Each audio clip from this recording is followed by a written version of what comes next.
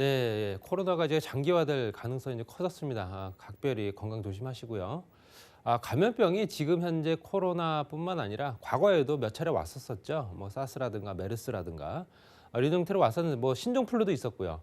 여러 가지 형태를 봤을 때 전염되는 전염성이 강한 이런 감염병 같은 경우 외부 활동을 자제를 시키고 실제적으로 사회적 경제 활동을 못하게 막기 때문에 당연히 부동산에도 영향을 미치지 않았나라고 얘기합니다. 그렇지만 과거 시장을 보더라도 실제적으로 그 감염병 때문에 부동산 시장에 영향을 많이 받았다라고 보기에는 어렵기 때문에 과거 통계를 가지고 한번 말씀드려 보겠습니다. 일단은 주택 경기가 어떠했는지 한번 주택사업 경기 실사지수를 한번 보겠습니다. 실제적으로 전망과 실적 이렇게 나눠서 보는데요. 전망은 이제 점선으로 된 부분이 이제 전망치를 보통 전년도에 어떤 각 기관들에서 내놓고 또 올해는 어떤 형태로 현재 부동산 시장이 갈 것이다라고 예상을 합니다. 그렇지만 그게 꼭 그렇게 진행되지는 않거든요. 그렇기 때문에 실제적으로 2014년도부터 2020년도까지 한 6년 정도 되는 텀을 봤을 때 그 사이에 벌써 대통령이 바뀌었죠.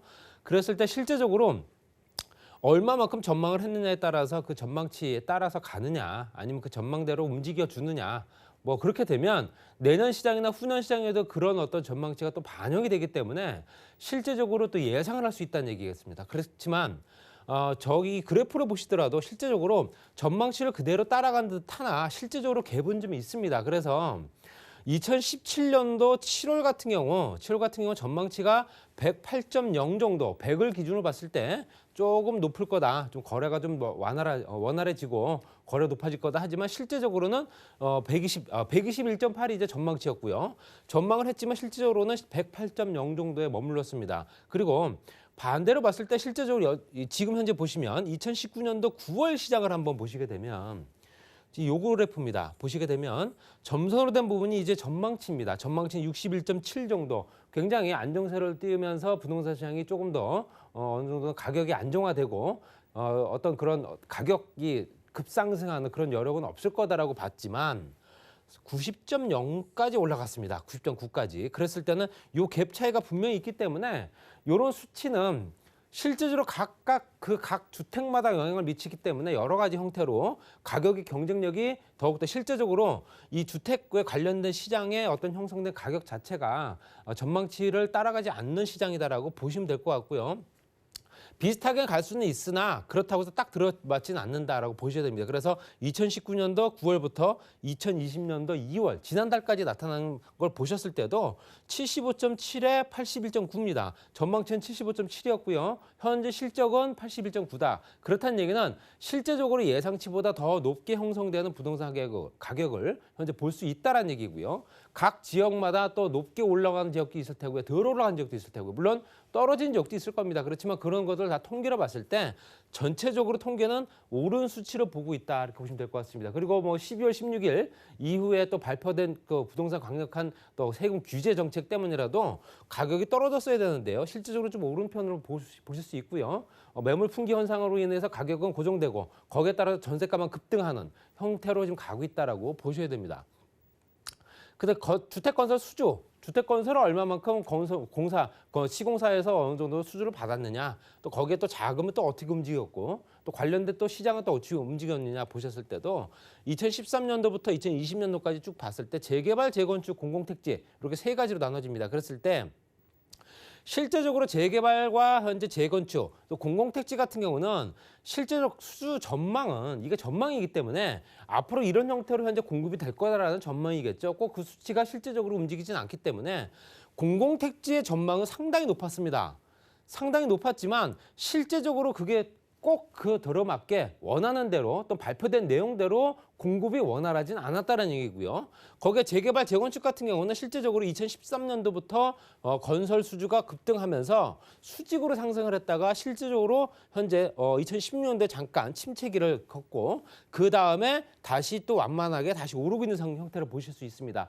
떨어졌다 올랐다를 계속 반복하는 게 부동산 시장이기 때문에 이런 형태로서 주택 건설 수주를 그 시공사 업자에서 입장에서는 주택건설 수주를 받지를 못하게 되면 주택 공급을 할 수가 있는 방법이 없습니다. 여러 가지 여건상 어떤 인허가사항을 만들어주는 관공서와 또 실제적으로 그 행위를 하는 시공사가 잘 원활하게 매치가 돼야 되는데 그게 안 됐던 시장이었지 않나 이렇게 말씀드리고 싶고요. 자금 조달, 실제 자금이 있어야 집을 짓고 거기에 따라서 또 운영 계획도 잡을 텐데요. 자금 조달과 인력, 거기에 따라서 인력은 또 얼마나 보강이 되고 그 인력에 따라서 얼마만큼 그 지역이 빠르게 현재 주택이 공급이 됐는가라고 얘기하는데요. 거기에 또 택지 보유 현황, 택지를 갖고 있으면 실제로 토지를 갖고 있어야 집을 지을 수 있을 테니까 택지를 갖고 있는 형태에서 자금 조달과 인력 수급이 원활해진다면 거기 인허가 사항까지 더해지고 시공사가 정말로 A군, B군 따져서 봤을 때도 빠르게 원활하게 공급할 수 있는 여건이 된다면 공공택지든 재개발, 재건축이든 실제적으로 물량은 지금보다 더 멀뚱히 더 많아질 수 있었다는 얘기겠죠. 물량이 현재 계속 지속적으로 부족한 상황이기 때문에 부동산 시장은 계속 자극을 받는 거고요. 거기에 따라서 가격은 계속 올라갈 수밖에 없는 역할. 또 거기에 올랐다가 잠깐 멈칫하는 현재 보합세를 유지하다가 결코 떨어지지 않는 시장이죠. 떨어질 일이 없습니다. 결론적으로는. 그런 형태로 갔을 때는 전체적으로 앞으로 시장도 이런 형태로 가지 않겠나라는 내용을 잠깐 제가 말씀드렸고요. 그리고 오늘의 주제인 감염병입니다. 2003년도 3월부터 2003년도 7월까지 사스가 현재 우리나라에 경보 발령까지 내면서 현재 많은 감염자를 이제 양산을 했었죠. 그렇지만 실제적으로 사스 기간 동안에 주택 관련된 인허가와 분양 물량을 보셨을 때도 실제적으로 인허가 사항입니다. 인허가 사항 같은 경우는 2003년도 3월부터 해서 4월, 5월 현재 3월부터 7월까지가 현재 우리나라 현재 그때 감염병이 돌던 시기였습니다. 그렇지만 인허가가 급등을 했습니다. 실제로 2003년도 5월 달에 급등을 했고요. 물론 그 물량이 워낙 많게 쏟아졌기 때문에 당연히 7월부터는 줄 수밖에 없는 상황이고요.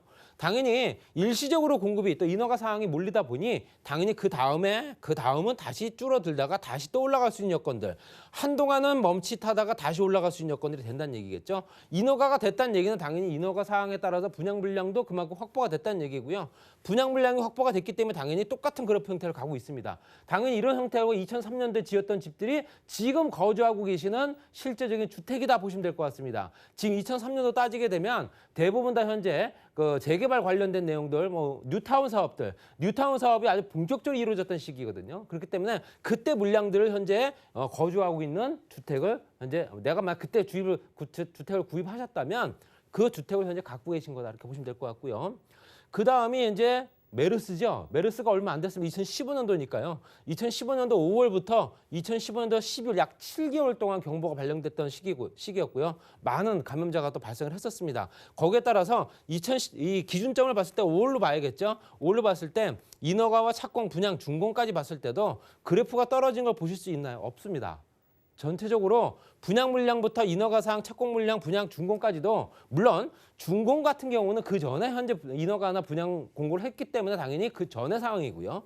인허가만 따졌을 때 인허가 물량은 굉장히 많이 늘어났다 줄었다 하는 걸 보실 수 있습니다.